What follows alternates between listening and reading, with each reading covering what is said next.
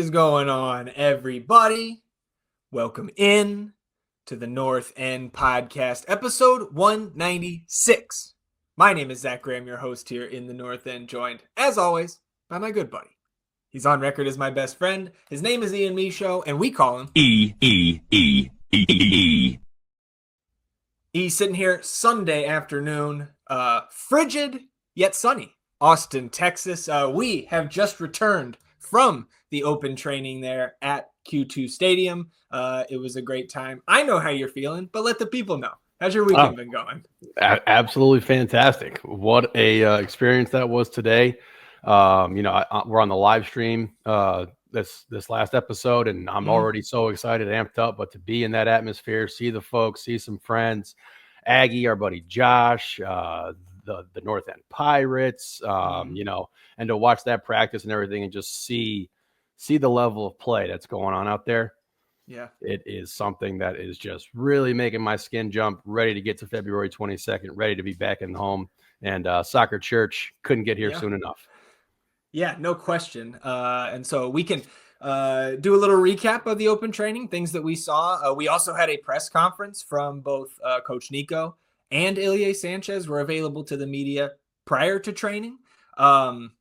We got to say goodbye to our former club talisman. We got a number of rumors to discuss, some MLS rule changes, last business day, academy update. It is a jam-packed episode. So before we get into the rest of today's episode, I just want to remind you all listening or watching on the YouTube channel that the best way to support the show is by downloading the audio versions of our episodes wherever you get your podcasts. And wherever you get your podcasts, there is a little toggle switch. Auto downloads, you put that on and you can support the show going forward without having to think about it further. You can go the extra mile, rate, review, and subscribe to the podcast wherever you get your podcast.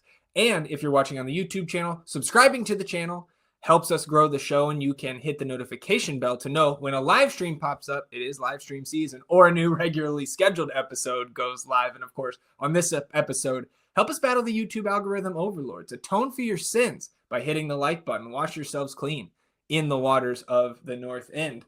So obviously it is, as we discussed on the live stream earlier this week, like the 11 p.m. open training might be a little bit better for you than the 11 a.m. So we get up a little bit early here. We get out to Q2 in the, I don't know, man, when I took the dog for a walk early this morning, it was I think 14 wind chill. So it was a little bit warmer than that, but not much. And I think the first thing that we noticed as we're standing in line there to get into Q2 is like, I guess, two things. Number one, aren't we glad that we aren't like Minnesota United fans and this is like our game day for half the season? Like, it'd be horrible.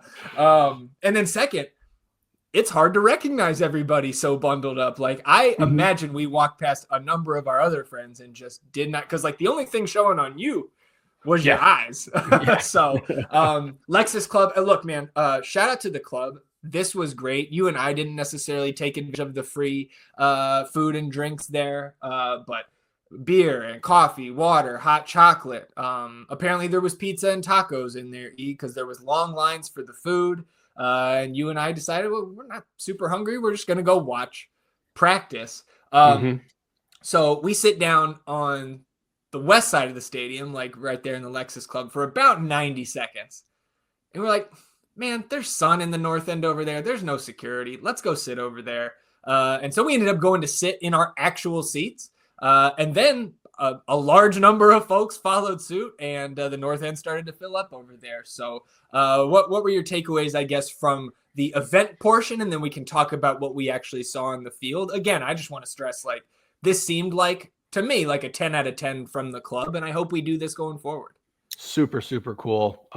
Very grateful that the club opened this up to us and to the public. Like, let us get this sneak peek, see what it looks like behind the curtain, everything like that. Being able to get into our seats was fantastic. I went over there, make sure, give it a good sniff, make sure it's still got my scent on it. So, like, no one's gonna claim my territory. Our buddy TJ said they were giving out chicken and waffles. Were they really? Lexus, and he said they're walking around like catering and stuff. So it seemed like a fantastic event. I was hungry for soccer, not necessarily for food there. But yes, I was very, very impressed with what the club was able to do with this event, and also just really proud to be a part of this fan base that wants to show up And, most of us or most of the fans here in Austin are probably Texans, so not their favorite type of weather. But just to see everyone there, it was great, man. And getting to see these players up close, it's just fun, so I give it a 10-10 as well. A+. Been a fantastic offseason. This was another wonderful, wonderful portion of that journey thus far. Yeah, absolutely. And, then on the pitch, one of the coolest things that I didn't really think was a probable outcome, but we had coaches mic'd up out there, which was cool, explaining drills and stuff. And I was the only one, I feel like, in the group of folks that we were sitting with, because the VP boys were over there as well. So it was great to see Paul and Lobar, and all of us are chatting. And every time the coach starts talking, I wanted to turn to you guys and be like, yo, shut up.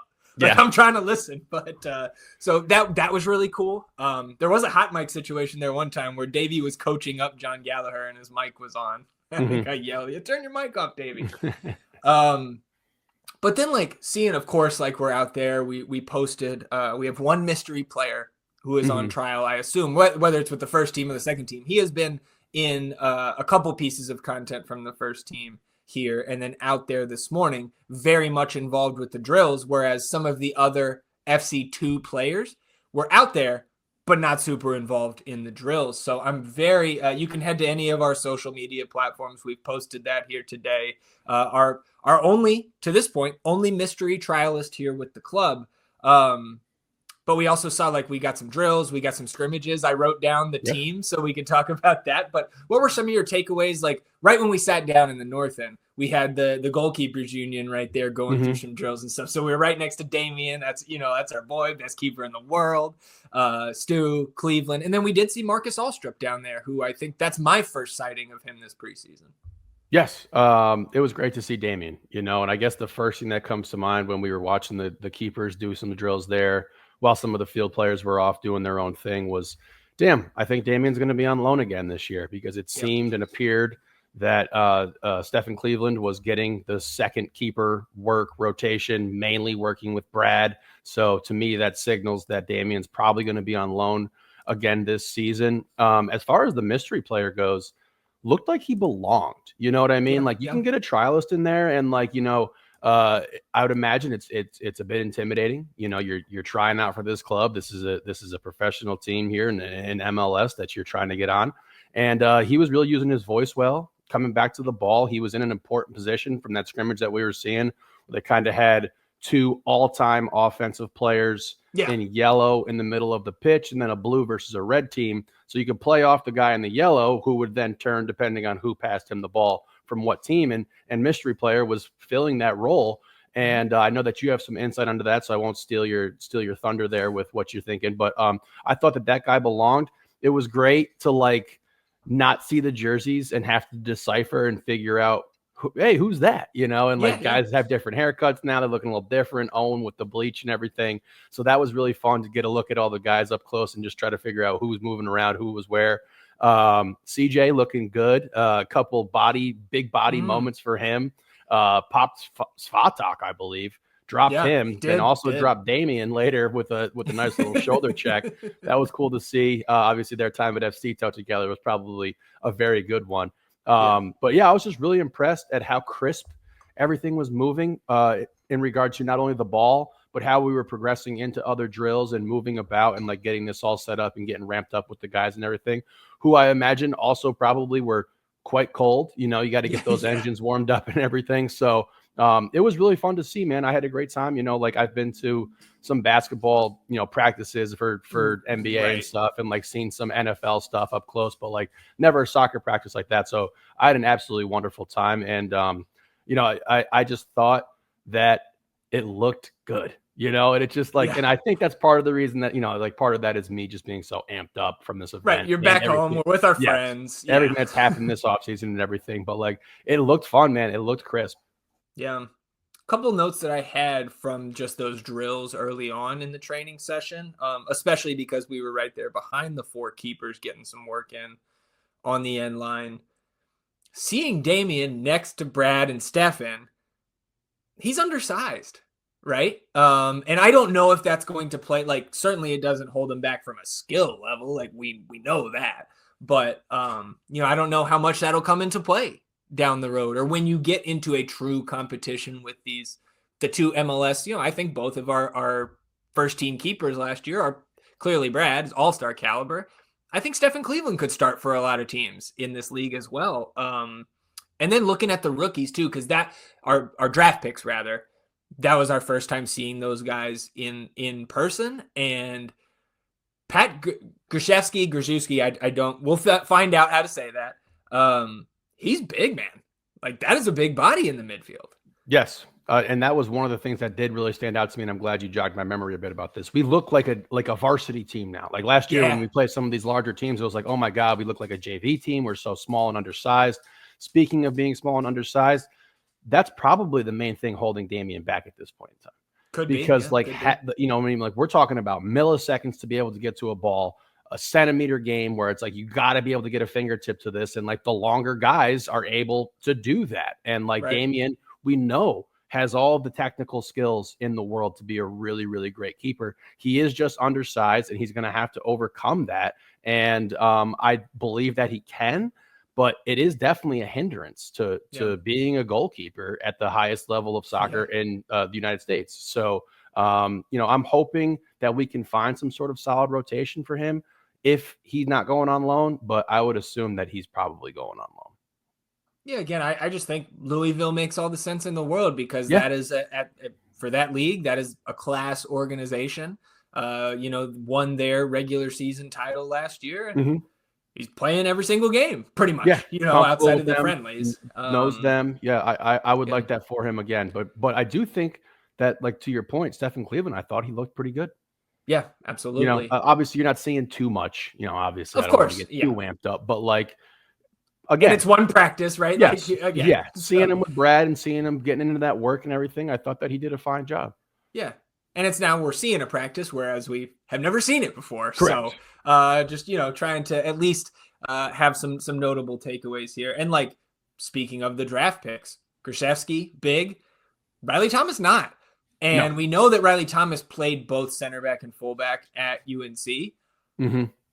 Just looking at him physically, I don't think he can play MLS center back. So hopefully, again, my hope is, and he was out there, is that he's going to be that, kind of emergency fullback signed on the supplemental roster, play a lot of FC2, but then be capable enough. And that's what I think I was talking with Lobar about this is like, would we love some of those FC2 guys to get supplemental deals? Absolutely. But like, the only way that's going to happen is if those guys are good enough where Rodo says, right, like, guys worth a first team deal. And I just don't think we have a ton of that as much as we love those second team guys. They don't grow on trees, man. Like it's tough to find someone to be able to bounce back and forth between these two levels of competition. But I definitely agree that I think Thomas is a rotational emergency fullback that we might have to get in there. And like, if you can perform to the level that Hector did last season, that's an A+. You know what I mean? Like that's huge, would be huge for us if we find ourselves in a situation where we're a little tight at fullback, or Guilherme decides that he wants to get some more revenge on Ricky Pooch and he's out of the game and ejected and breadstick Biru, baby. Yeah, look, bro. Biru, we're following you, bro. We got people searching for you. We saw you at the Olive Garden. Got the Olive Garden. That's unlimited soups and salad. Good call there. There you go, breadstick Biru. So then we go into full 11-on-11 scrimmages, condensed field lengthwise. So that did, hinder some things. I think especially coming our direction, like watching Brandon Vasquez a couple times on some of those runs he made. It's like running out of space because the field is like 25, 30 yards shorter than normal. But we did sat there. Of course, this is what I'm doing. And like, we're riding back and I'm sitting there thinking about like, how could so-and-so not know who this player was and this, and like have to remind myself, Zach, you're the weirdo. Like you are the one. Nobody else thinks about this shit. So I'm sitting there writing down lineups. So we had the team wearing the red pennies was Damian in net, which like, again, I don't know if that's anything, but he was one of the first two keepers in the scrimmages. Steph Cleveland was not. We had Riley Thomas on the right there at right back. Svatak and Leo paired with Biru out at left back. Then Owen, Micah, and our mystery trialist in the midfield with Obrian, Brandon Vasquez, and John Gallagher up top. But again, both teams came out in this like 4-4-2 look. And so again, it's and we'll talk about what Coach Nico had to say about the multiple formations that he thinks, like how adaptable our players can be on a game-to-game basis to keep opponents guessing. On the other side of the ball, Stuver in net, Kolmanich, Julio, Heinzike, and Dessler on the back line. You had a midfield of Ilie, Irvin Torres, and I said Diego Rubio here with Jimmy and Bukhari on the wings and CJ up top. CJ absolutely playing centrally, and that was one of the things we noticed right off the rip. And then we get home and we listen to the press conference that we didn't know happened, and Coach Nico is talking about using CJ centrally. So I think that's an interesting conversation to have, not just for CJ as an individual player, but for the roster build. If CJ is going to fill backup striker minutes, that maybe changes the equation on what we need positionally to fill out this roster. And also Diego, as we've kind of speculated, being able to drop back and play in that attacking midfield type of role. So again, I thought it was interesting to look like, I think I turned to you and said, all right, let's do, because there was like, I don't know, 6-7 minute segments here that these guys were running. They switched sides. They got a couple subs in and out. We had 3 subs on the sideline. There was Antonio Gomez, Grishevsky, and then one guy who was also a mystery to me when he was at midfield, but when he came closer, was Peter Grogan from Austin FC too. I don't believe he got into those scrimmages though. And like another thing that I noted was, I don't feel like this team is shorthanded right now, especially compared to what we have seen in years past. And they're still extremely thin where you cannot run 11s, right? Without bringing a Peter Grogan and a trialist and Antonio and all these, your draft picks and your FCTO guys. So it's tough with a roster of 30 max and where you're just never filled out in January ever. That's tough. It's a challenge for these coaches, man. Absolutely. I agree. Let's jump back to CJ real quick. Sure. We saw the tear that he went on at the end of last season for FC2 and how absolutely potent he was on the offensive side of the ball, particularly in the air. So like if you're moving him a little more centrally now, this is going to give him more opportunities to get to some balls in the air. We know the athleticism. He looks a bit more filled out. He looks a bit more like a man now coming into his own a little bit. And I think that was seen when he pile drive Svatak and then also drove Damian Lawson to the ground. And for all we're talking about in terms of Damian's height, Damian is built. Like he's well built. And like CJ put him down and like that, again, that was really fun. So I like to see that with the Diego thing, potentially shifting between a 9-10. If you are going to see this 4-4-2, I think that's going to be extremely advantageous for us to have a bit more hold up play that he can drop into.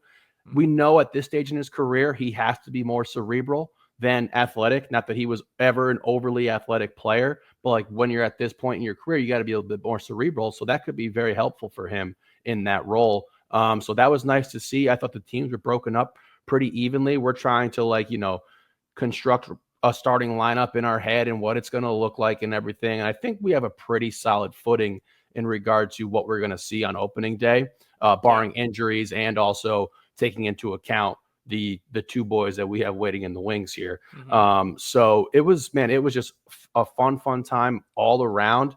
I thought Biru was in mid-season form almost, pushing up the field, the condensed field, but just like that might be his favorite way to play. I mean, like I can see him play. What's that shit called? Volta or whatever you play that indoor soccer. Like I could see him thriving in that role. But I was very excited to see him getting active, doing stuff that he enjoyed to do. Johnny, I think, is going to be a bit of maybe not a mystery this year. I think he's going to have a hard time. The minutes are going to come down. Finding consistent minutes for this team. Now, I think that is also something that can be advantageous, right? Because we talked about last year when you have Bukhari coming in, you had Dessler coming in. Johnny turns into this bit of utility piece where you can kind of move him around where he's needed. You throw Owen into that mix in the midfield and having that versatility to be able to move him around the midfield. Also, we saw him play some wing.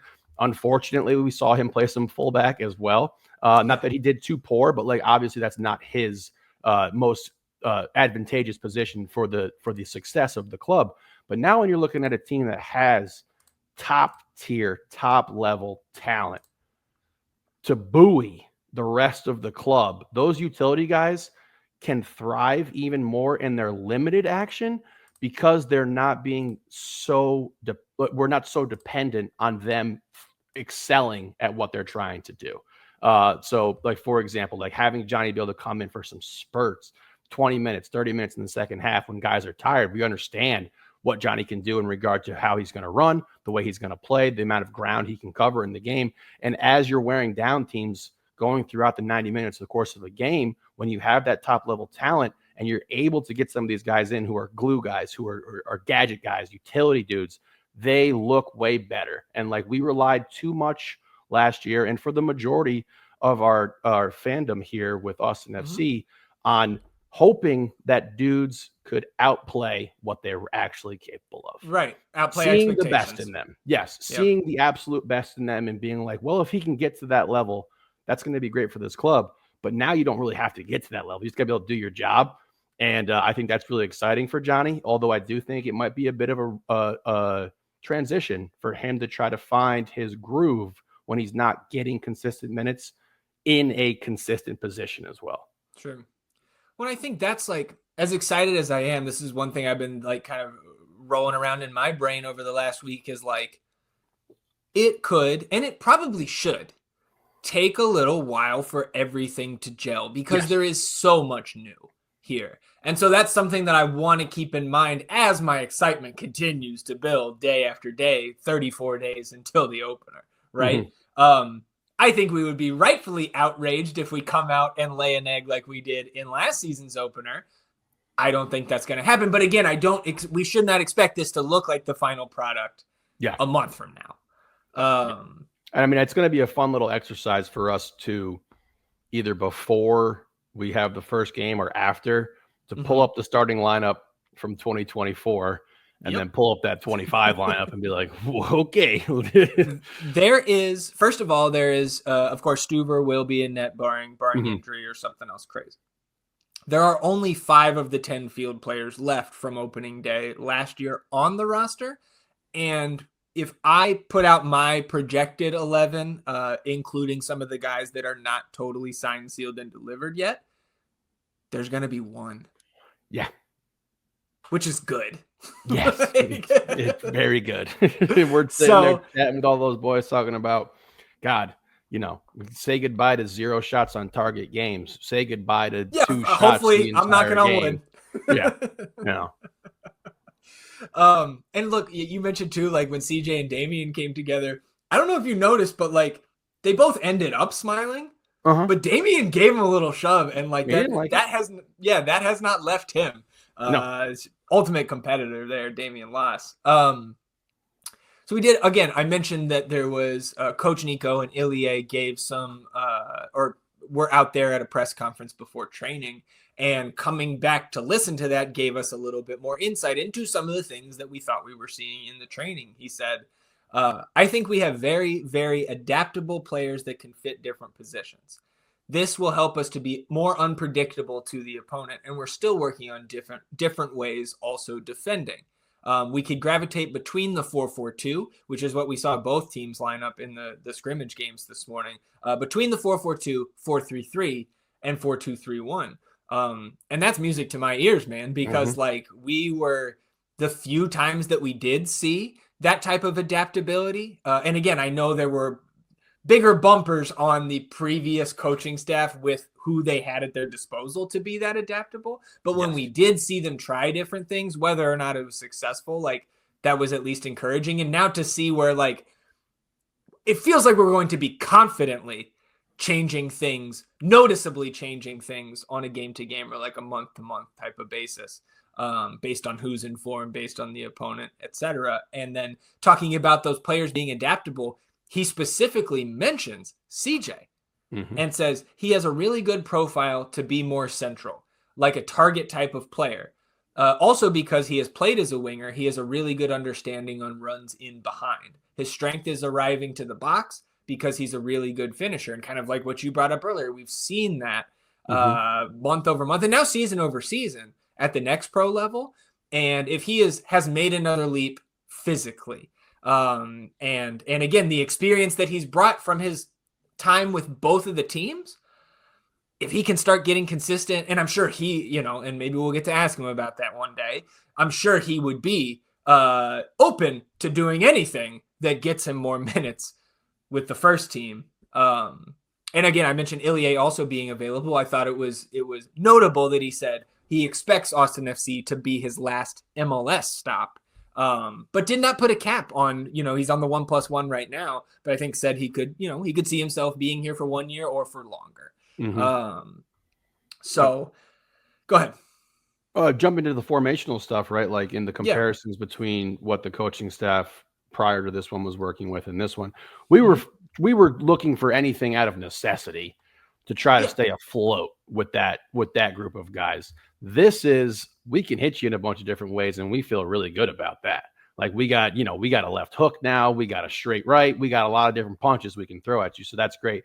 I'm really excited for CJ. I think that Nico going out of his way to mention him and bring him up in that little presser is something that he should be able to build on. We've been patient. CJ's been patient, and that's what it's got to like. Is it great to get drafted? You're a high pick and you come in and you set the world on fire and you're into the starting lineup and everything's rolling and beautiful. Yes, of course it is.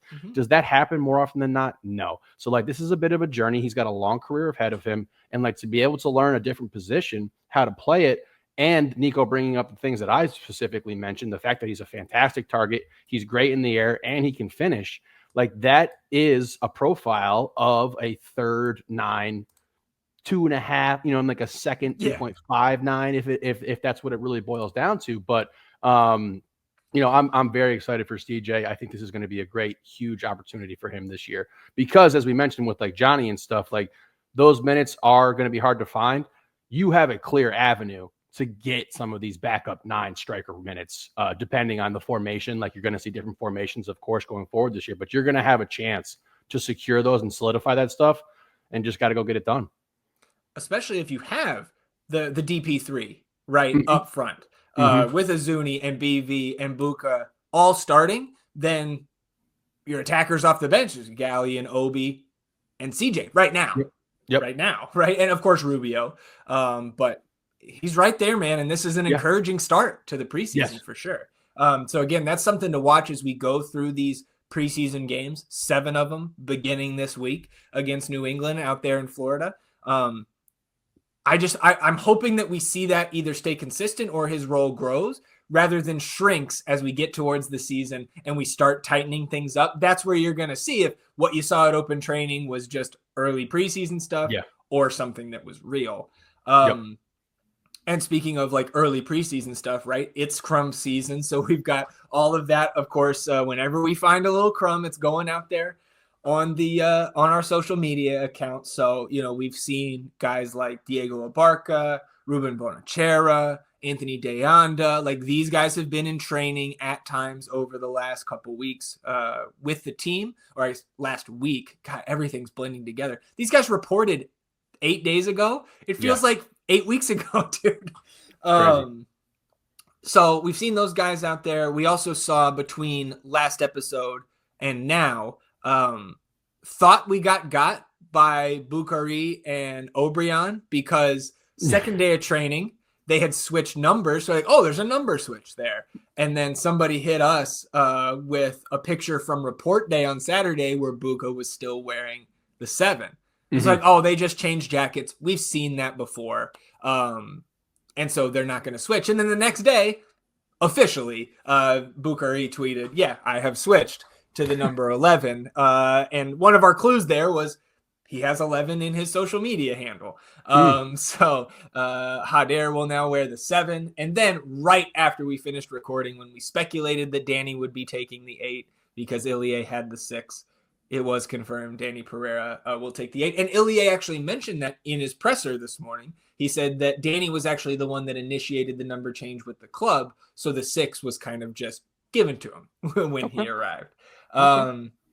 So there's a couple, crumbs updates. The one that's outstanding is this mystery player. We posted it Sunday morning, the 19th. So if you want to try to help us out with that, Look, I have exhausted. You know that I have many avenues that I have used to identify players over the last few seasons. I have spent hours trying to find this guy, and I cannot. So I'm very interested to see who our mystery defensive mid is. And you kind of hinted at earlier that I had a brain blast in the middle of training because he was playing in that defensive midfield. Right now, my best guess is this will be the replacement for Alonso Ramirez with the second team. But like you also brought up, he did not look out of place there scrimmaging with the first team guys. So we will find out at some point who that is. You're like fucking Liam Neeson, bro.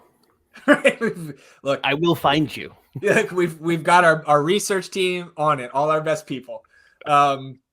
So let's do this now. Of course, Coach Estevez was asked and spoke a little bit about Sebastián Driussi, and he said this at the beginning of his availability. He said, first, I want to thank him for everything he did for the club and wish him and his family the best. He and his family decided that they wanted to be in Argentina, and we as a club had to do the best for the club also.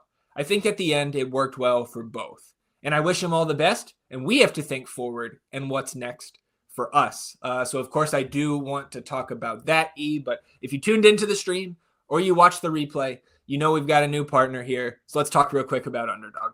The MLS season is almost here. If you want to make some picks on your favorite players in sports, check out Underdog Fantasy's Pick'em game. You choose higher or lower on between 2 to 8 players, and you can win up to 1,000 times your entry. Underdog is available in 33 states, including right here in Texas. To sign up, click the link in the description of this video and use promo code NORTHEND at sign up, and you'll get up to $1,000 in bonus cash and a free pick to get you started. So join the millions of fans who have won billions on Underdog.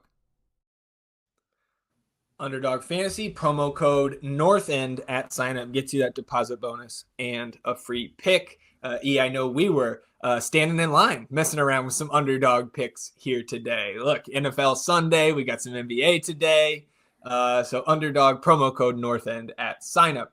Let's get back to the emotional stuff here, because it was confirmed after a couple weeks of this Sebastián Driussi saga. Austin FC officially on Friday afternoon announcing they have transferred Driussi to River Plate, his boyhood club. You can see here if you're watching on the YouTube, checking out the press release. Austin FC reached an agreement to transfer Driussi to Club Atletico River Plate. In exchange, Austin FC receives a club record transfer fee for an outgoing player. Austin FC now has a roster slot available to acquire an additional designated player, and that appears to be coming very quickly. Rodolfo Burrell, I have my doubts of whether or not he actually said this, but Sebastián leaves Austin FC having made a tremendous impact on this club during his 3.5 years here. We wish him and his family nothing but the best as they return to Argentina. He will always be welcomed with open arms in Austin. And I think that last part may be in question for some fans, not for me. Look, as sour as a taste as I have in my mouth over how this ended, this is, without question, the best player we've ever had in club history. It will, I hope not, but it will probably take a while until we have somebody, I've said it before, that will have as much raw soccer talent as Sebastián Driussi brought to the pitch during his time here in Austin. 50, we can talk about the money and the business part and the replacement here in a minute, but 51 goals, 22 assists in 115 appearances. I know the majority of that came in 1 year, but I don't care who you're playing, when they come, what league, those numbers in that many appearances is fantastic. I mean, it is off the charts. It's all-star level. He's one of the best players in the league in his time here, and I know it's been a downturn this past season, and then he was injured a lot in 2023. But again, the way this ended is not changing my feelings about what he gave to this club and to me as a fan, just like the ups and the downs while he was here. I appreciate every single second of it. And thank you, Seba. Yeah, I mean, I absolutely love the guy. You know, I would welcome him back with open arms. Absolutely. I don't think that's going to happen, but I No. definitely would. And look, man, let's talk about it. He's got a wife, he's got kids. He's from Argentina. He wanted to be back home. Yeah. Are we really going to be so upset at a guy who wants to make the best decision he thinks he can for his family? No, like get the fuck out of here with that. Okay. Yeah. Like he wanted to be down there. He's playing for his boyhood club. Like we had dreams of him winning MVP. We had dreams of us winning an MLS Cup. He had dreams of going back and playing for his boyhood team. Like, who am I to be like, okay, well, look, like that doesn't make sense. You got to be here in Austin with us, brother. It's like he didn't even know what Austin, Texas was growing up. Like, I guarantee you that. So, like, yeah. what? And then, all right, let's look at the way it ended. Like, what else is he going to do, man? You know what I mean? We talk about the business side all the time from the business portion of this organization. There's a business side for the players as well. What's he going to do? Show up to camp? Be a stellar guy. Like sometimes you just don't get your way doing that. Like we've seen this happen time and time again in professional sports. This dude was absolutely the best player that we have ever had. He is somebody who put a love and a joy for this game into me. Mm-hmm. And like part of the reason why I'm invested in what we're doing right now is because of our 10. Like he made me fall in love with this game more than I thought that I would. You bleached your hair. I bleached. I did bleach my hair. I have seen you wear one player's jersey ever in the time that I've known you. It's LeBron James. Number 2 was Sebastián Driussi, and that look, nobody else knows that context, but I'm telling you, that's bit that he made a huge impression on you. Yes, dude, I absolutely love the guy, and like the numbers, they speak for themselves and everything like that. Also, like you talked about, like it was one majority huge season, but like we were a team that wasn't putting a shot on net, bro. Like, there was not a lot of chances for him to score goals and get assists because we could not even shoot the fucking ball. So like, I'm not going to kick this dude out the door while he's on his way out. Yeah. And I even want to and I just have been ruminating in my head and I have to think about it was because like, I misspoke when I said, okay, well, Seba said that he didn't like Josh, or like the theory was he didn't like Josh and like that we didn't have like the players around him. It was like the issue was pointing to him. And I made that a single entity issue. He was never the sole issue for this team and why this team struggled. This team did not do him any favors in regard to the team that they built around him, the players that they surrounded him with, and he still found a way to put up these absolutely fucking ridiculous numbers. I'm going to miss the guy wholeheartedly. I desperately wanted him to be here for this iteration of this club, because like we're talking about, we're going to be able to compare the starting lineups from this year and last year, bro, and like it is night and day. So thank you for everything you did. Thank you for, making me fall in love with this game. Thank you for giving, like, that's the other thing that you aren't really mentioning either. It was like, I'm a player guy. Like if LeBron goes to Miami, I'm going to Miami. If LeBron goes to the Lakers, I'm going to Lakers. Yeah. I'm an Austin FC fan for life. And he's part of the reason for that. So like, that was huge for me at a personal level. And like, everyone has flaws. Everyone makes mistakes. He had a couple really poor moments last year, but like, I don't think we're trying to excuse the social media antics and not really being frontward facing with fans or media or anything like that. The guy was not perfect, but when it came to what was on the pitch, and like, again, you can go back, I don't know how many episodes last year of us bitching and moaning about his body language on the pitch, right? Yeah. Again, he's not perfect. And wore his heart on his sleeve sometimes. But again, that does not change all of the good for me. The good for his time here far outweighs the negative, or the positives far outweigh the negatives. Absolutely. And like the figures that came in that we paid for him, that we were paying him, that was his market value, y'all. That is what this man is worth. Okay. Yeah. He does something that a lot of human beings cannot do. So I don't want to hear talks about figures, guys getting paid. He got paid. He deserved to fucking get paid because he worked his whole life to get to that point. So salute 10. Absolutely love you. Wish him all the best in River Plate. I hope it goes really well for him. And to Nico's point, I think that this ended really well for both parties. We got the club record transfer fee. He got to where he wanted to be. We are already retooling what we're going to lose with his departure. So this worked out really well for everyone involved. And I'll always love Seba. Yeah, well, let's talk about some of those numbers here, I guess, from our perspective. right? And kind of how this came together and what has transpired since we last convened. And as we do that, and this may distract us as we're talking about this, but I want to, on the screen now, bring up the clip that the club put out at the end of the 2024 season. Again, he ended with 51 goals. We've got his first 50 goals here in this YouTube clip. So I want to let this play. This is in chronological order as we talk about some of this math. First of all, the reported, I wanted to note his first ever goal in the North End. The reported fee is $10 million. Again, club record transfer fee for an outbound player. And certainly, in my opinion, more than what he's probably worth. I think, again, we saw that $9 million figure when that rumor first came out, and it was like, whoa, that would be great. And even just breaking even on that in terms of the transfer fee, where he came in just under $7 million when we got him from Zenit, getting $7 million, I thought would have been a win as well. So to get 10 in the fashion that we did, in the time that we did, because as long as it felt for us during this saga of having our best player holding out, he's not in the country and with all that, for this to conclude on January 17th is awesome. Yes. It did not extend. We're not it didn't screw us out of anything. Nope. We missed one guy for a week of training. And so shout out to Rodo. He also apparently, I don't expect Seba to be sold anywhere. I think he probably retires with River. Yeah. But to have an 8.5% sell-on fee on top of the $10 million price. Yeah. I mean, you paid the Rodo price, River. You did. There was as we told you, there was a price. You would have to pay the Rodo price. You paid it. Yeah. So then, of course, the Estudiantes rumor. I know I'm distracted by the goals.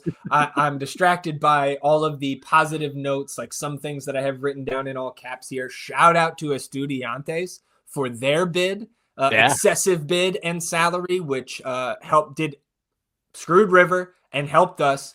And I don't care about you Argentinian clubs bickering, but that was huge, it felt like, in these negotiations, because if River continued to hold out on the number that Rodo was asking at 10 million, we have a bona fide offer from a club in the league where Seba's trying to go. And so if that went to any sort of international soccer court arbitration, that was going to be in our back pocket. Yeah. So really appreciate that subterfuge from a River Plate rival. Again, the fact that we got this deal, Rodo got this deal, when everybody in the soccer world knew that Seba did not want to be here, and River's the only place he wanted to go. Yeah. Yep. It is masterful business by Rodo. And yeah, man. And then also considering the math behind all of these deals that are flying, we can talk more about Uzuni and Sabovic here in a minute, but with Seba going out, it's not just that we are taking back that 10-minute, look at long hair Bersano there in net for San Jose. Yeah. We're also getting $6.7 million of salary off the books. So it's not important that comes off the books from a salary cap perspective, because Seba was a designated player. So he only hit the cap sheet at the max cap hit, which this coming year, $743,000. But that money goes back into Anthony Precourt and friends' pocket to be able to pay other players' salaries. And I don't think with Uzuni coming in and Brandon Vasquez was on right around $1 million with Monterrey. Yeah. So I don't see him being over $2 million here. We know Buca is a little over $1 million, if I recall correctly. Yep. And Uzuni, I think we doubled his salary, which from what I know about his Granada salary is less than $2 million. So we're going to have this wildly improved roster with nobody being paid more than $2 million, and getting Seba's actual salary back into the mix, right? Into Rodo's overall budget, spending more on transfer fees and less on player salaries. It seems obvious now that we're doing it, but it's this is the way. This is absolutely the way. And just a gift, a parting gift from Seba, where we've now replaced him with multiple players who we expect to be very, very good using that money and everything like that. So again, a masterful job by Rodo. Love to see that bid from that other Argentinian club, Estudiantes, because that's cheeky. It's a little spicy. Really, really enjoyed seeing that. And on top of that, helped us out quite a bit. And I think obviously we knew how much time and effort the Vasquez situation took to get that deal done and everything. This seemed to be pretty seamless in regard to how bad it could have gotten. So just what a job by Rodo. And it's just, I'm getting sad watching these, man. I'm just going to really miss him, man. It sucks that he's gone. I'm looking at this one, the goal that went in, I don't know, 2 goals ago here. I was like, when did Rigoni whip that ball into set? Violette. I blacked that out of my memory. Thanks, YouTube. So also thinking about the numbers though here, on the right, Uzuni is not finalized by the club, but we've got Bogert reporting that Uzuni is finalized, $12.3 million American dollar fee. Vasquez, $10 million fee. Dubersarsky reported $3 million fee. And of course, Ilya free. We know he's not a TAM player. And now Dubersarsky Sabovic coming in as a free agent, so no transfer fee. $25.3 million for those 3 fees that we have paid. And the Seba move frees up $16.7 million alone, because we get the $10 million in the fee. We get his $6.7 million salary off the books. So if I told you 2 weeks ago that you could trade a Driussi who's holding out, doesn't want to play here, and will only play for River Plate, and $8.6 million, and in return, you'd get DP Brandon Vasquez, DP Murtu Uzuni, after I educated you on who that was, and U22 Nicholas Dubersarsky, after I educated you on who that was. You'd probably take it in a heartbeat and twice on Sundays. Yeah, I mean, and the key component being that Seba didn't want to be here. He Exactly. didn't want to play. So you got the most out of this that you possibly could. And again, that's another reason why I'm so incredibly excited, amped up about this season coming up here. We are getting the dogs that we've always wanted. Yep. No question. So, 50 goals takes a while on a YouTube video. Huh? We got about a minute left of this video, so we will end our Seba talk right here. We'll say another minute of nice things about the guy, man. We can't leave this segment. Yeah. Top highlight. I mean, I don't know, man. Watching these out of the corner of my eye was Dallas playoff goal was sick, because it came on 90 seconds after Musa blast that one in. I mean, that game winner against Houston this year. But San Jose game winner. Recency bias, but again, I come back to it. This is the 7th time I've said this on the pod, I think. I cried. It's the top moment. Yeah. It's one of the best sporting moments, no matter the sport, in my entire life. Being able to witness it live obviously makes it that much sweeter. And not even some of the goals, just watching him do Rabona crosses just out of nowhere, just being like, all right, I'll do this now. Guess what? It'll also be a perfect ball. Don't worry about it, you guys. I got this covered. Seeing him being able to do that, and just the level of play consistently, of just being a guy that you see out there who just looks different, looks better. And unfortunately, I missed that super chip to open the season. Who was that? Yeah. Was that Minnesota? St. Louis. It was over Roman Berkey. That's right. Missed that, but watching that back, that was one of my favorite plays. That was such a cheeky chip to get that over the top of a fantastic keeper. The list goes on and on, man. And you brought up the Dallas game too. That has been what seems like a lifetime ago because of the struggles that this team has had, and we've went through and everything. But that was an absolutely stunning, incredible moment there. Man, I'm just really stuck on the San Jose goal and being able to get that game winner for us, because that was just elation, elation to the point of tears. And I'm going wild. Everyone's going nuts, man. It just, I'm going to miss the guy a lot, dude. That's about it. And I mean, last one I'll bring up, you mentioned some of the assists and the Rabonas. Rabona assist to Fagundes at LAFC. Yes. I mean, oh my God.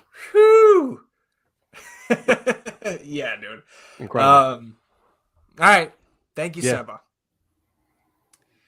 So now, and look, this is going to be the first North End episode over an hour in over a month, which was like a new record for us. So, but we're back, everybody. Long episode. Let's get into some of those, and we don't have to touch a ton on these. Just like Dubersarsky, right? I hope he gets here ASAP. We have no confirmation that he is in Austin yet, but we also heard from Estevez today. Coach said that he talked about how much Dubersarsky can and is going to learn from a guy like Ilie Sanchez playing his position. So he very much is now, in my eyes, just confirmed the understudy and the future of that defensive midfield. And I hope he's good enough where he forces himself onto the pitch, not just for rotational minutes, but like we can't keep him off the field, right?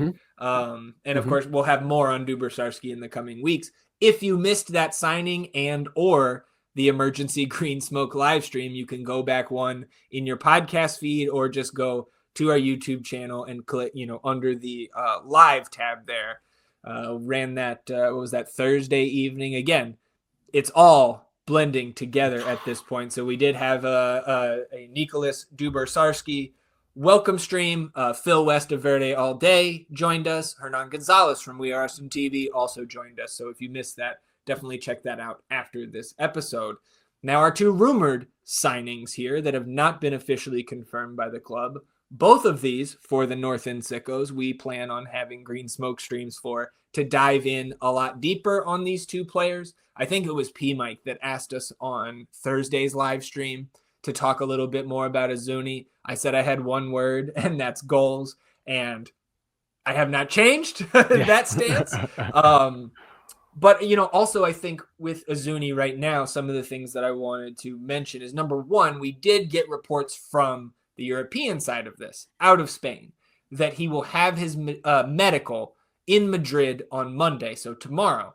And Madrid being several hours ahead of us, maybe that medical happens in the morning there. Maybe that's the last thing to happen for this to be official, and we get green smoke on Monday. But I would expect that Uzuni smoke Monday or Tuesday, of course, after that medical is done in Madrid. And also, like, thinking back, this is some real sicko shit here, but Osman Bukhari did his medical last summer in Madrid. So clearly we have a team there, or some sort of physicians that we trust as a club, which makes sense considering we are New Spain over here.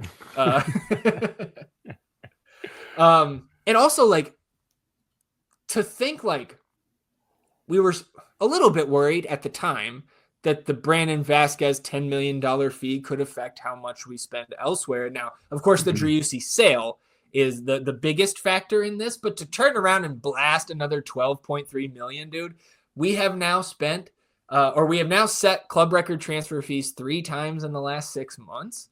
And I think close to, if not slightly above, $30 million. Yeah. And again, the coaches still have to figure out how to put the players in the best positions to succeed, and the players have to go out there and succeed. Yeah. But like $30 million on your front three is the type of financial roster profile that wins MLS Cups.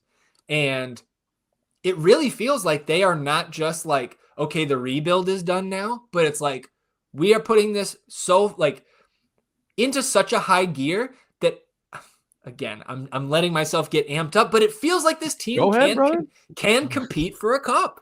You've been saying that. You've been saying that for almost a year. You're right. Well, I mean, I've been saying I thought that this is the time where I expect the team to be top 4 or 5 in the West, but like, I've been looking at different sports books. Like, when are these MLS odds gonna pop? Because I feel like we got to put a couple jelly beans down on Austin this year. We got a couple jelly beans lying around, just for fun.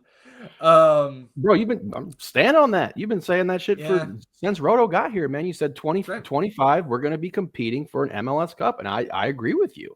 I texted my LAFC buddy today. Go get ready for a fucking Verde year, bro. I'm sitting here at practice. I hope you're ready. Bye-bye, Mateus Bogusz. See you later. All right, come on now. So, like, let's keep this thing rolling. Let's keep it amped up. We're going over an hour. We're getting our regular season form here in the North End. Get our juice back. The sickos the numbers are up on the views and everything. Like, people are getting excited. Like, I'm ready to be excited because there's been a lot of it hasn't been a lot to be excited about. Yeah. We're pretty good at drumming up excitement over nothing though. True. So then Dubersarsky Sabovic, who was first reported, it can't have been a month ago. What feels like a month is probably 2 weeks. But this was previously reported by Tom Bogert that we were dancing around this free agent midfielder from Europe. Then I think it was the next day on Soccer Wise that somebody in the live chat, there's a bunch of Austin fans that always hit up any MLS like live stream. We've got people there. But he then brought up Sabovic on that Soccer Wise stream and said, I don't know the direct quote, but what I took away from that episode of Soccer Wise was this is not happening. It's a long shot for Austin because Sabovic is a guy that we know has had MLS interest going back to last summer when he was tied to NYCFC and LA Galaxy. And those are two teams that buy guys from Europe to go win MLS Cups. Yes. We also know that the Portland Timbers have been interested in this window, as have Nashville SC. But Tom Bogert is reporting now as of Saturday, and dude, I came back, we were out late Friday throwing some darts, and so I tried to get a little nap in yesterday afternoon. Fell asleep for like 35 minutes. Wake up, we're getting another signing reported. Yeah. And like all I could think of is like, the like Uno reverse meme that you see sometimes is like Rodo playing this on me because I had totally written off Sabovic as an option after Bogert said it was a long shot. But like this is a guy who profiles as an instant starter. If you want to tide yourself over until the eventual Sabovic live stream, because that's of course where I want to dive into this player a little bit more deeply. I have never been, and again, I don't sit here and watch a ton of soccer highlight videos on a day-to-day basis in all of the other crazy things that I think about and do. But I have never watched a highlight tape and been like, look at this guy, like the switching balls that he plays are incredible. And again, it's a highlight tape. But it stands out, and he's, again, fits that profile of just a physically big player that we have been adding here in the offseason. Like, this is, first of all, Rodo working extremely fast in this window. And for this Uno card feeling that I have, it makes me think that, like, Rodo is having exceptional success at selling his vision to these free agents and prospective transfer targets. It's because the clubs you're battling, some of the top clubs around MLS and Sabovic had Euro interest. So again, this is not over the line. That doesn't happen until we see that green smoke. But when Bogert reports something is happening and doesn't just say, I like this, he doesn't miss. So we expect Uzuni, we expect Sabovic, and we love live streams because it brings all the sickos together in our excitement on that day. So I'm looking forward to some more green smoke, hopefully this week. Absolutely, man. It's been a absolute masterclass by Rodo. And like you get these other two guys across the line here, it seems like everything is lined up. It's going to be a done deal. And like the Sabovic guy profiles is that type of player we were looking for in the midfield that we needed to have in this roster to make the high profile guys up top function a little better.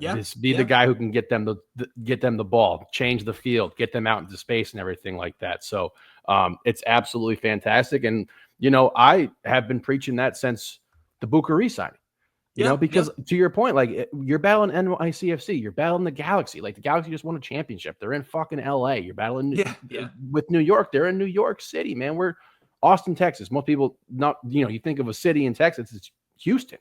It's not Austin. For him to be able to sell this vision and like pick a number past 100, these European guys know who Rodolfo Borrell is.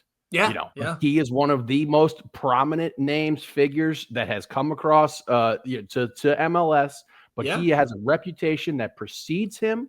He obviously is a very calculated, very focused person who has a vision in mind, and he is able to articulate that to these guys, and they are buying in. You saw the Vasquez, the connection almost immediately with the welcome. I got you. I'm here. You know what I mean? Like this is a guy who lives, breathes, sleeps, eats, shits soccer balls. Okay.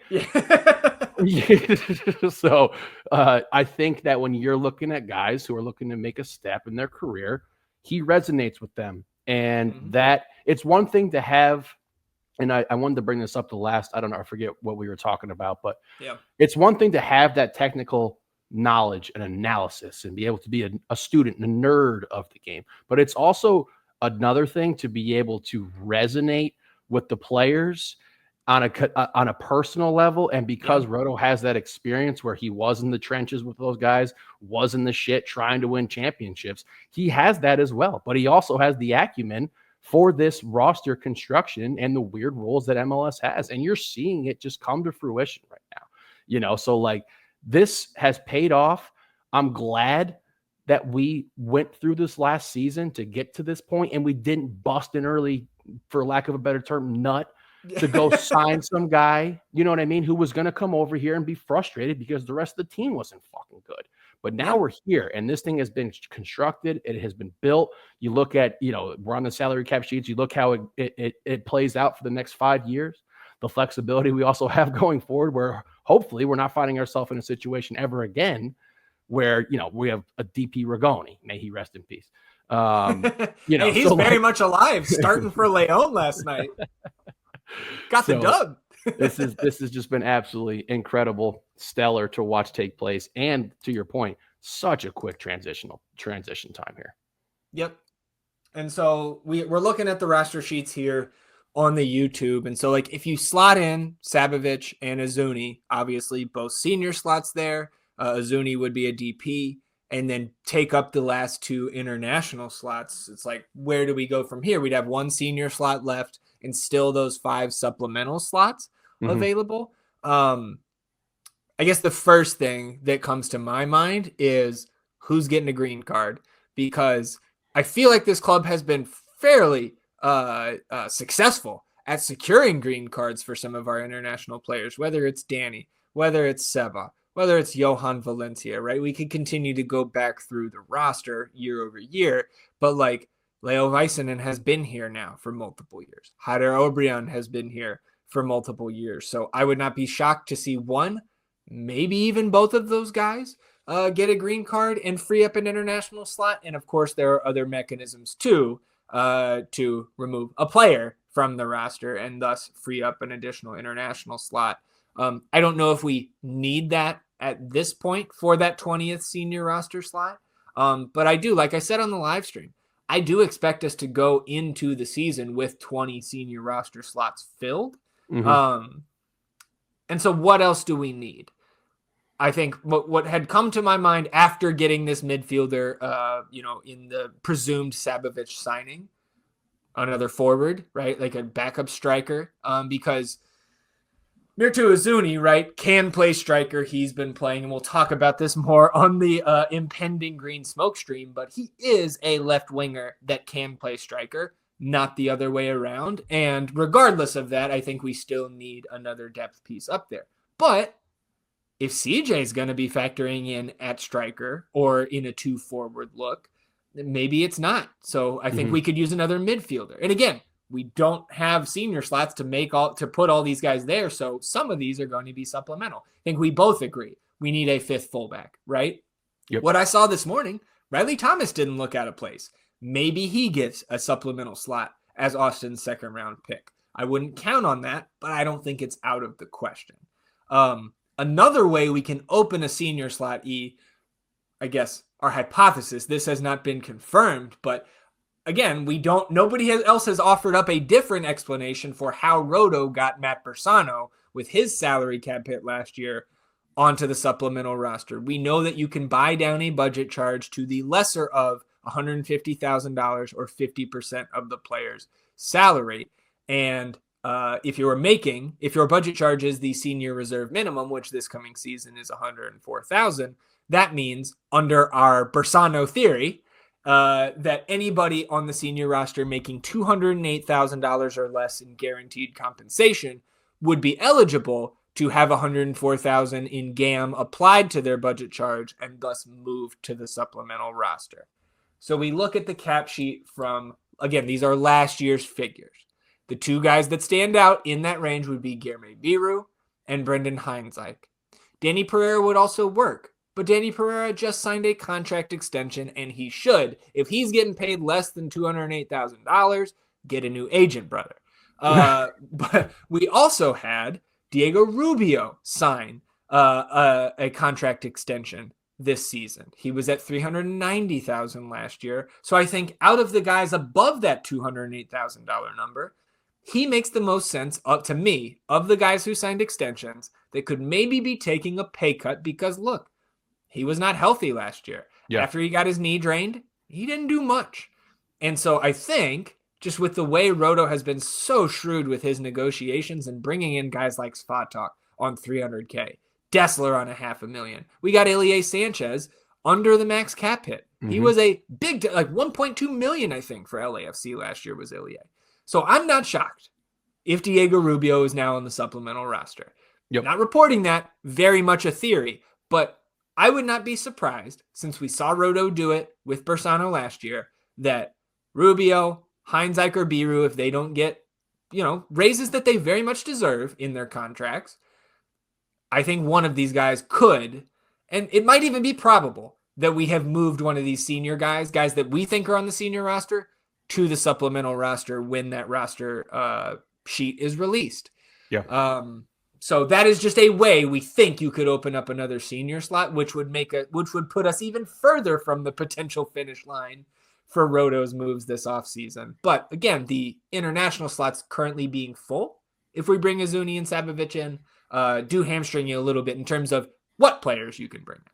Absolutely. And you're looking at it, and we were preaching those U22s, but like with these signings and these two guys potentially coming in here, it's clear we want win now, guys. You know what I mean? Like the word we kept hearing was rebuild, and you usually assume you go through a rebuild, you have a younger team, you get a little better going forward, and you keep progressing. But this is a win now roster. So I am interested to see what Rodo has cooked up to fill out the rest of this roster, what weird mechanisms he could use. Again, we've talked about it. If you can find a sort of replacement for Leo that doesn't take up an international slot and $600,000+ for your fourth center back, I'm assuming where he falls in the depth chart right now, and maybe he has gained more favor with this coaching staff, but like he would have to be the number 4 in my eyes. You could potentially do that, but again, I'm just sitting back. I'm here for the ride. I'm Rodo, take us home. There are other ways now, as of this week, that we could free up one of those spots, E. So let's just talk through here the rule changes that were announced. And all of these, at least the majority of them, increase roster flexibility across the league. First of all, we got the transfer window dates confirmed. Again, fucking wild that this doesn't get confirmed until mid-January, but that's MLS. Primary transfer window opens Friday, January 31st, so next week, and it goes till Wednesday, April 23rd. So again, we could be months away from the finish line here for Rodo in this window, though he is moving quickly. That secondary transfer window is now moved backwards. July 24th to August 21st. That is about a week later than it was last year. I'm not happy with that, E. Wow. I want our windows to come. If we bring in guys in the middle of the season, what? Now they got less games at the end of the season to acclimate? Like, it's the window comes 2/3 of the way through the regular season. And then that's not even factoring in the travel and the visas and getting acclimated to a new country, a new city, a new state, what have you. Like, we were lucky last year that Bukhari and Dessler were ready on the first day of the window to play Charlotte. That is not the norm. And so I don't have many complaints about these updates. That's one right there. I don't like the secondary window moving back at all. But again, I don't think we're going to have much to do in the summer window at this point. So it maybe doesn't affect us that much this year. But from a league-wide perspective, I don't like it. I feel you. I get you. I didn't know why. I agree. Yeah. Then and this is probably the biggest change. Actually, it is. This is the biggest change. We have a internal trade market, cash for trades, essentially here in the press release. This is unlimited out-of-pocket funds for player trades. So basically, we have a normal transfer market now for in-league moves, for interleague moves, or intra-league moves, rather. Interleague. There you go. For these interleague trades where previously we couldn't just shell out, like if we wanted to get Evander, for example, from Portland, there's not enough GAM in the league to trade for a guy like that. But if we can throw you 10 million real cash, then now maybe we're talking a deal. So now teams are allowed to do this. Clubs are now able to use an unlimited amount of out-of-pocket funds to trade for players, allowing MLS clubs to acquire talent within the league without having to use GAM or other assets such as super draft selections or international roster slots. This update creates additional opportunities for top talent to remain within MLS. That's very key to me here, while creating another pathway for clubs to generate significant revenue on player movements and further incentivizes player development. So again, you can, I believe, convert to GAM here. You see, clubs will be allowed to acquire up to 2 and trade away up to 2 per year for cash. So you can't do this unlimited times. You get twice a year. Similar to transfer fees, clubs may convert revenue generated by these trades into GAM, and cash spent to acquire a player via trade will also be applied to a player's salary budget charge. So if you bought Evander for 10 million, let's say, DP has to be.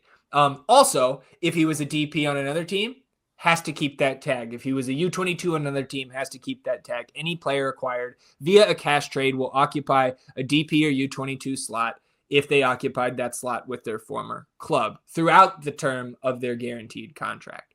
And when utilizing cash to acquire a player in a league trade here, in an interleague trade, no other forms of compensation may be included. So you can't say 10 million and our first round pick, which again feels like, why not? But okay, has to be a cash trade. So we haven't seen any of these yet, but when this news came out, Tom Bogert said 2 of the names that are being floated around right now, Evander and Lucho Acosta, which got me thinking, like, I think I would probably take Evander over Mirtu Uzuni at this point, because one is an MVP caliber player and one is a guy that probably can be that caliber of player. I'll take the established one, but Evander not in the cards. He actually might end up with Dallas. That is a rumor right now, which I would not like.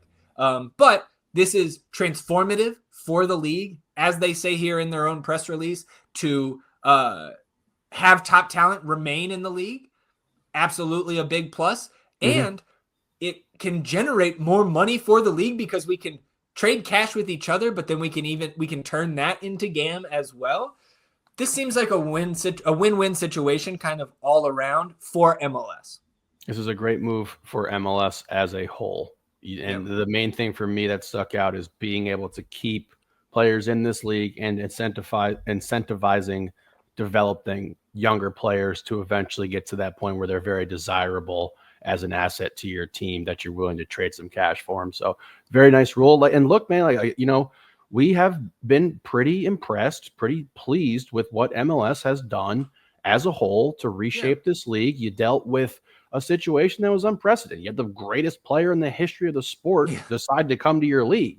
Things got to change after that. So I think they've done a great job. And I like this rule. Yeah, it's baby steps, right? It's not the one fell swoop that we want as fans.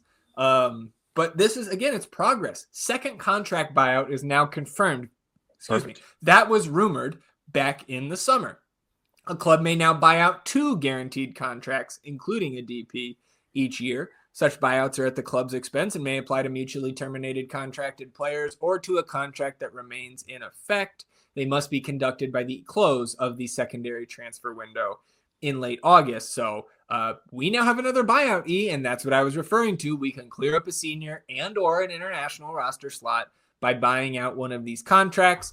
I don't expect this to be used earlier than the summer window because I think that is a great weapon to have in your back pocket to see where we need to improve, if at all, in the summer window and be able to get out of a contract at that time if necessary. So that is good for Austin and, again, for the league, and credit to the Players Association because they had to agree to this. They didn't last summer. They came back to the table. We got it done here. Again, I think it's a one small step in the right direction. Agreed. And now, again, if you are a true sicko, you know that general allocation money has a half-life. We don't need to go into what those half-lives were because now MLS has eliminated expiration dates for GAM. Apart from GAM received when you take the 2-4 GAM model with the roster construction decision, you have to use that GAM in the season that it was acquired.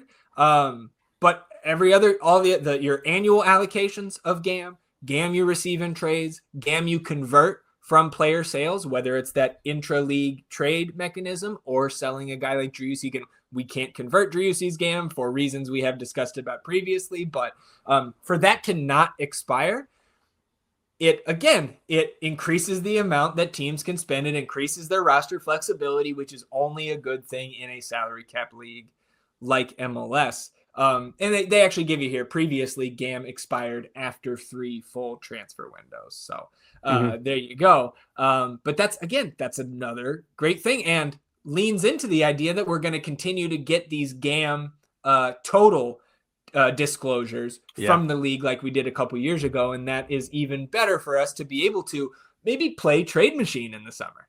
Yeah. And imagine if you traded some of your GAM for a draft pick every year. Idiots.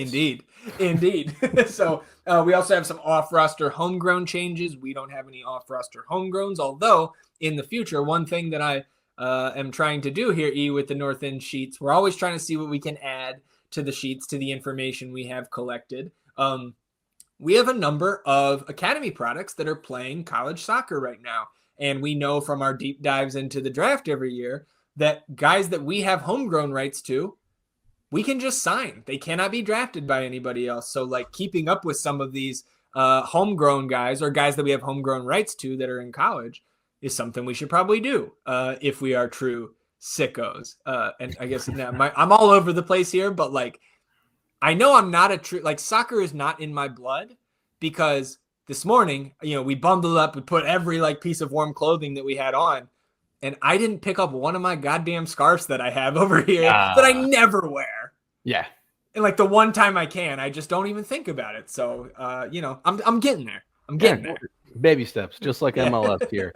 Again, all of these changes that have taken place are directly pointing to keeping talent in this league as much as we can, and that is what we like. Because one thing we really appreciate about this league, and one thing that does make it very unique from a lot of these different European leagues that are obviously much more appealing brands of soccer with better players, is that there is consistent parity in this league, where over there you are having teams win the championship, the regular season cup, 16 years in a row. And like, we want to keep our players here to be a part of this league. And I think it's a really fantastic step in the right direction.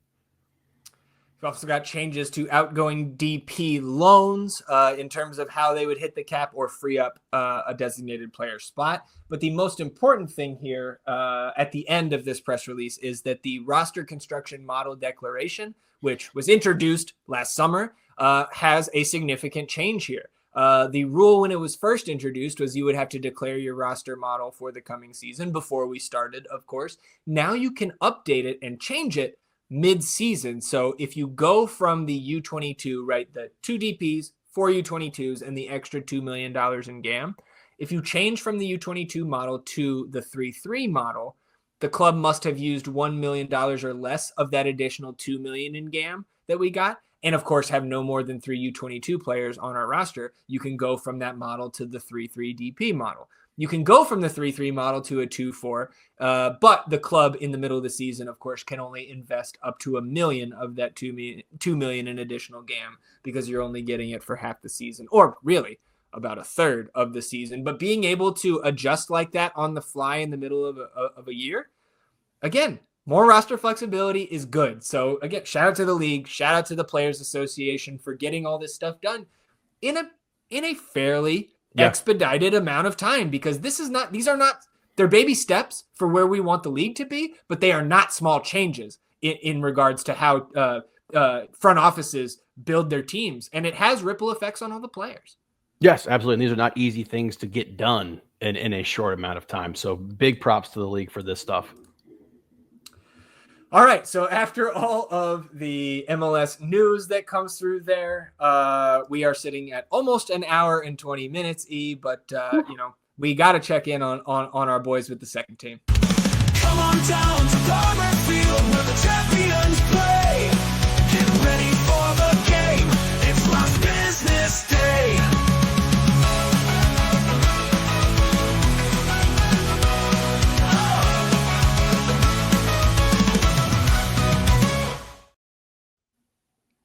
quick last business day here on episode 196. Just wanted to point out to all of our North End faithful that we have updated the Austin FC2 contract sheet in the salary cap and roster spreadsheets at the northendpodcast.com. So kind of combing through some of the departures, some of the signings we've seen pop up.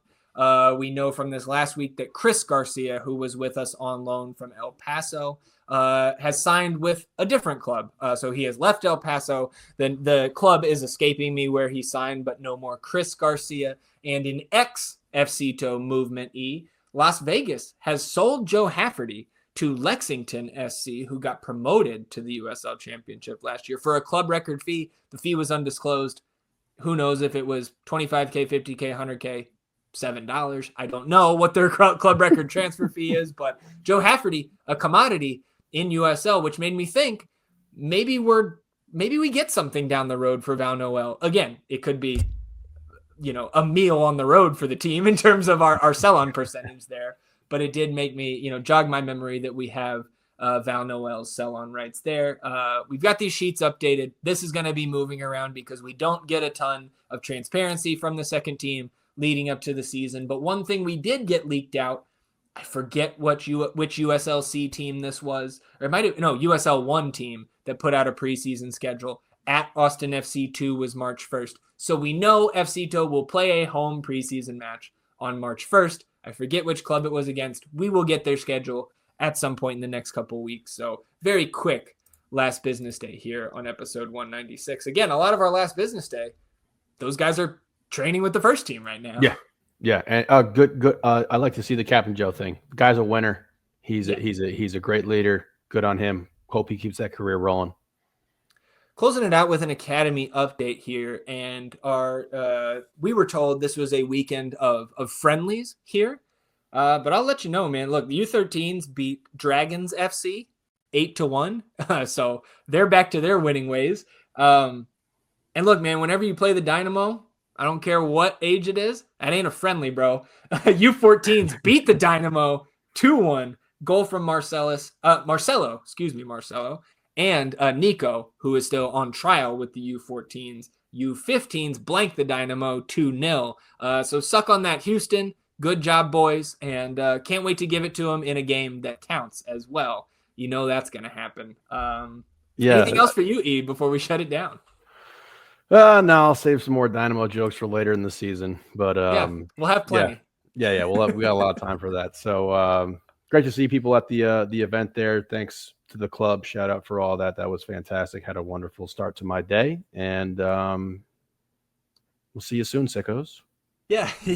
That'll do it for us here on episode 196 of the North End Podcast. Expecting some Green Smoke live streams this week. So if you are so inclined, you can keep your eyes on the Austin FC news and know that those will come when the news drops, when the green smoke pops. I appreciate everybody tuning in, sticking with us here on our regularly scheduled episode of the North End Podcast. We'll be back on Sunday for sure, recapping everything that happens this week in the Austin FC universe. Between now and then, enjoy the rest of your week, everybody. We'll do the same. We'll see you back here on Sunday for another episode of the North End Podcast. Till then, he is E, and I'm Zach. Vamos Austin FC, everybody. Goodbye.